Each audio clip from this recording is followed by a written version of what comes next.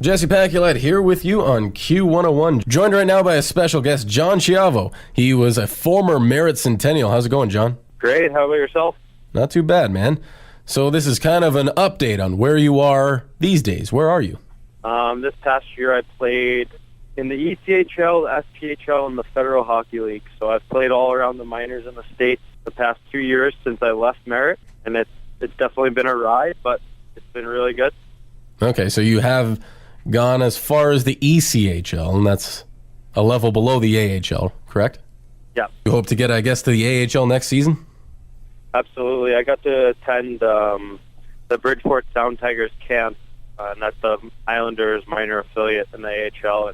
It went well, and it's definitely an eye-opener. Obviously, you got to work to that level, and I'm undrafted and, came kind of out of nowhere. A lot of roller hockey got me here, and a lot of juniors in New York till I came to BC. So it's definitely a hard process, and it's not easy, but getting those opportunities is the only way to prove yourself. Yeah, no doubt about it, man. If you have an opportunity, you take it. Absolutely. There's been a lot of successful undrafted players in the NHL as well. So just going undrafted doesn't really mean anything. Exactly. I think as of lately, as you get older in the process and what road you take, there's so many roads to get to the NHL now.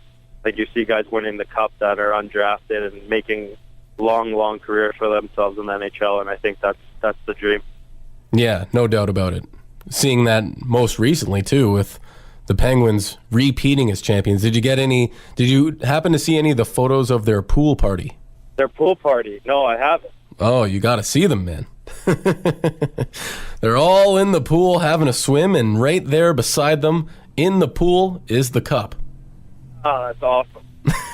Isn't that the best, though? It just makes you love the cup even more because it's so prestigious, and just to win it is such an amazing accomplishment. And then the way you celebrate, you can just be aggressive with the cup.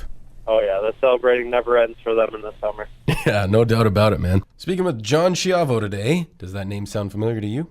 Well, it should. He is a former Merritt Centennial, played for the Sens in the 2014-15 campaign, and currently he is on the minor league affiliate for the New York Islanders. He went undrafted, but the dream is still there.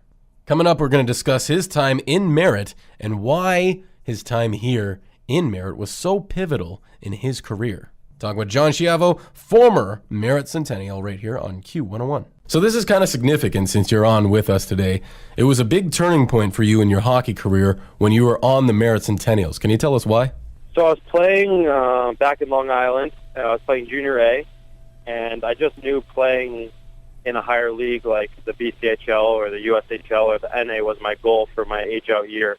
And before I got to Merritt, I got to go to my first New York Islanders prospect camp, and I did pretty well for myself. I worked really hard, and I opened up a lot of eyes, and that actually got me a call from Coach Luke Pierce, and I got to come out there. I had no promises, and we actually got a couple of games. I think it was Salmon Arm, and they were exhibition, and Coach was like, hey, I'm going to give you your opportunities, and, I know you want to prove yourself, so if you do, maybe you can take a spot, and if not, you had your chance.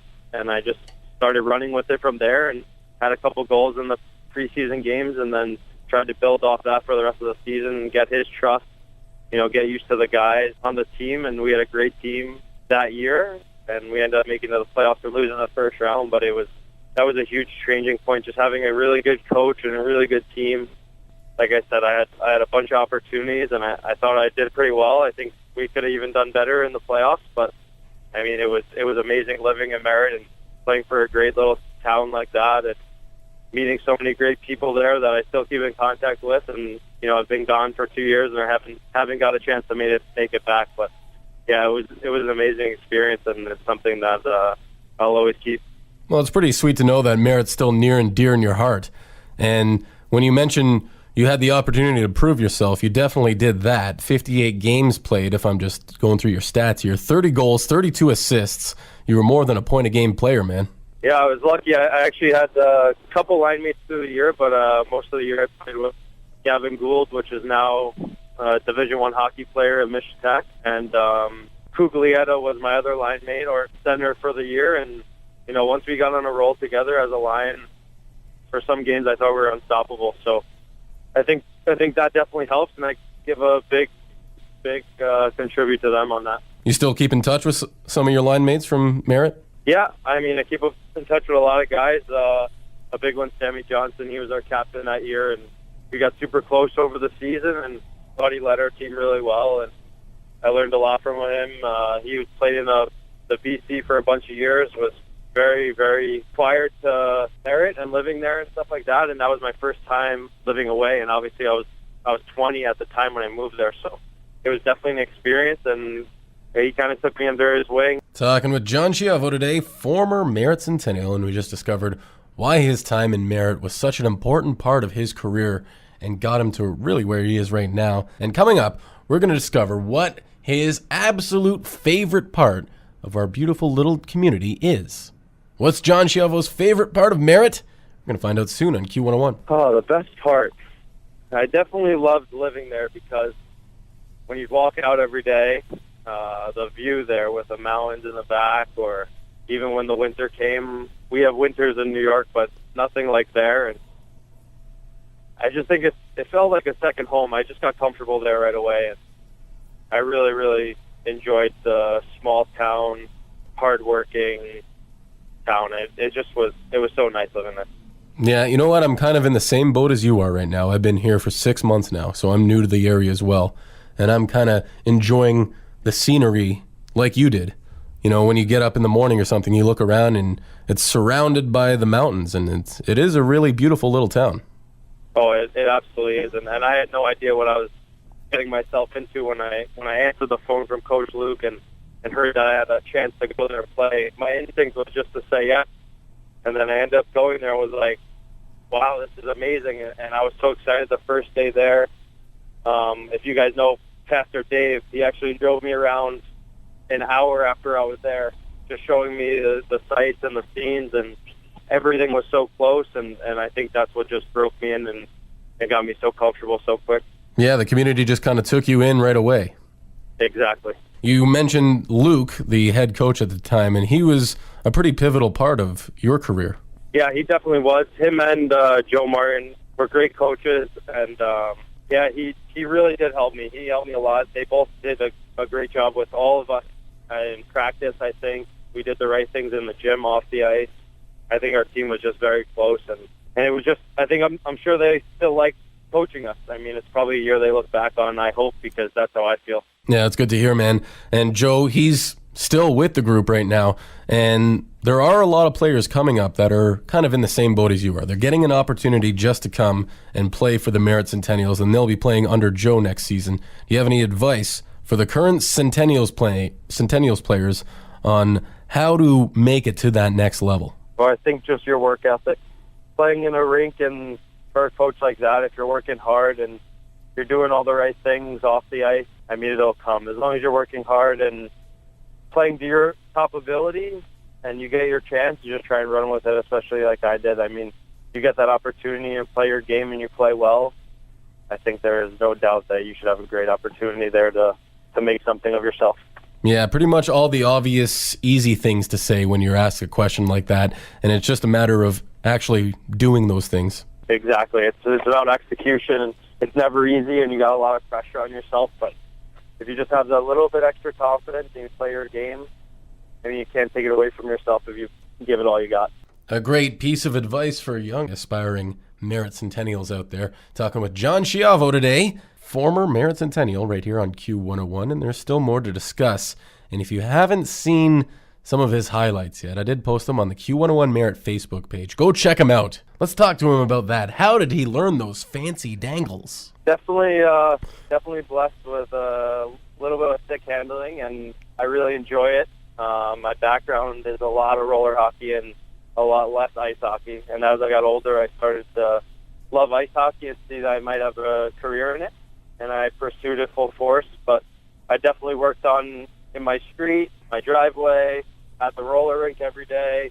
And then obviously as I got older, being on the ice. But I always loved doing the trick shots and like being creative and seeing guys try new things in shootouts or in games. And luckily I had a couple chances and I had some tricks up my sleeve that I hadn't been able to show anyone. And, you know, not trying to embarrass anyone and not trying to showboat, but just enjoying the game that you love. Yeah, no doubt about it, man. Well, you did a good job with that. And like I said, man, those shootout goals that I was watching, that's something that I've never seen before, those moves. So props to you, man. Thank you. And obviously you have to work really hard to get a set of hands like that. It doesn't just come to you. And you mentioned roller hockey and all the time you spent practicing on the streets. Do you still have sort of a future in roller hockey if you so choose it? Yeah, there actually is. I'm very lucky. In Canada, it's not as known, I don't think, but there's a couple major roller hockey tournaments every summer that I go to. That this Friday, actually, fly to Chicago, and I'll be trying out for the World Team USA IIHF team that will go to Slovakia if I make it. So that's a huge honor and privilege to do this Friday, and I'm pretty excited. I am one of those people that are aware of that. I came across videos of the roller hockey on YouTube, so I know what you're talking about. The IIHF actually does have an international roller hockey tournament, and you're going to be a part of that, huh? Yeah, I hope so. Hopefully it goes well, and I'm super excited, obviously, to get to put on that jersey for USA or Canada or any country is a huge honor, and I think that's one of the things you play for. If worse comes to worse and you can't make it to the show and you can't make it to the roller hockey, do you still see a future in hockey in some capacity? Absolutely. I love this game, and in the off season, I actually work with the New York Islanders practice rink, and I do kids clinics. I do a lot of lessons with stick handling, obviously, because I enjoy that the most. And definitely, I can always see myself in the game. If it's going to be coaching or giving lessons, or even working maybe on the equipment side or something like that, because I really enjoy that also. But I can always see myself around the game, I think.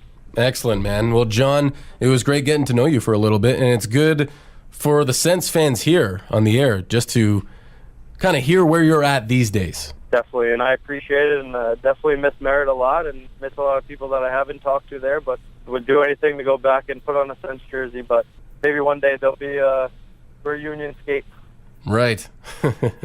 Well, thanks for the props, John, and Merritt misses you too, buddy. Thanks for the update on your career, and we wish you nothing but the best.